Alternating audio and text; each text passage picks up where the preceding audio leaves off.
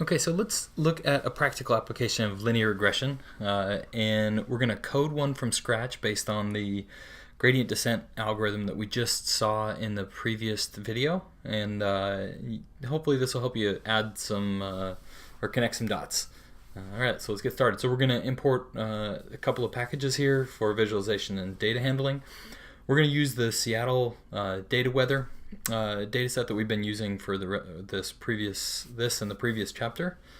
All right, and you can see that I create down here a new data frame called regression DF, or the regression data frame. So this is going to be a data set that I'm going to create based on the weather data. So the weather data is a time series data. So in order to predict today's weather, you can look at any data set before today. So we're going to do a very simple case where we're just going to look at what happened yesterday. So we'll use how much rain fell yesterday to predict how much rain will fall today. All right, so this is the data. What I've done here is I've created the data set that we just talked about, and you can see here it is. So it takes today's precipitation in inches, and then it says what tomorrow's precipitation inches is going to be. And our hope is that there's some relationship between these two values that can be well modeled with a straight line. I have this column for intercept. That is a placeholder so that when we build our model, it's a convenience. All right, so let's plot the data. And so I've got down here. And you can see that there is kind of a relationship. We have some outliers up here that, a day where there's 2 inches of water as opposed to, everything else, where it kind of looks like, if there was more, generally speaking, if there was more precipitation in one given day, there's going to be more the next day. So it seems like maybe it's a reasonable assumption that a simple linear model could do an okay job at predicting how much rain there's going to be. All right, so I've got a function here that does the gradient descent. I'm going to put in x, which is the first 2 columns of our data frame. So it's the intercept and today, right? So remember, today represents our value of x, and then intercept is the coefficient of the intercept value. So because the intercept just sits that out there on its own, that's why this is just a column of 1s. And then yesterday represents our y values. So down here we're going to put in those 2 columns, the intercept and today, and then we're going to put in the y column, and then the parameters are the best fit slope and intercept that we're going to get back out. Alpha is the learning rate.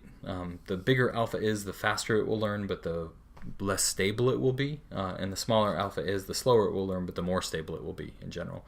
And then the number of iterations that we want it to do.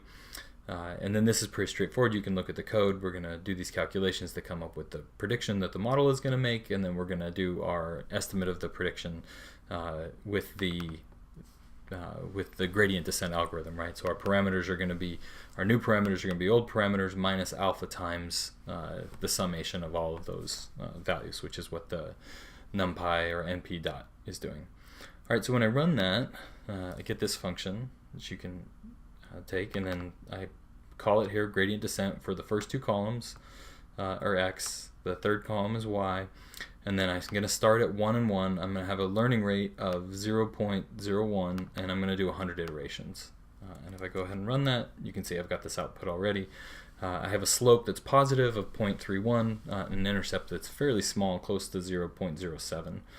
And if I go ahead and plot those together using the Seaborn plot, you'll see that I get this like blue line here, and it doesn't do a great job of describing everything, but you can see that it's got like a pretty good fit, right? And so it's like about as wrong on either side collectively. So you can see that there's fewer dots up here where there's quite a few down here, so it's regressed to get to this model. All right, so now we have a model where we can predict the rain one day to the next, and it doesn't look like it's great, but it's okay.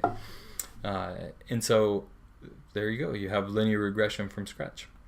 Now let's say you don't want to code this up from scratch. You don't want to come up with the partial differential equations to do the iteration. As it turns out, for the rest of the time, we're going to focus on a package that's very popular in Python called scikit-learn.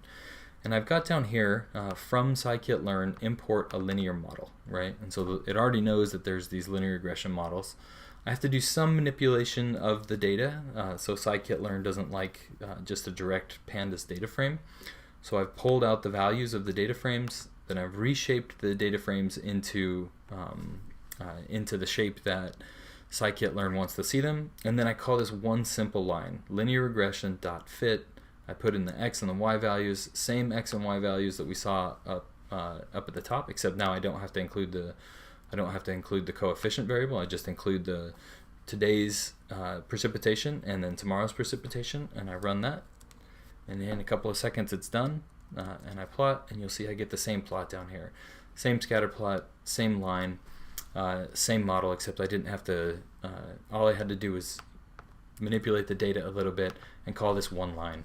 So this is really handy. So what you have now at your fingertips is the ability to run any linear regression model on any data that you can put into numerical values.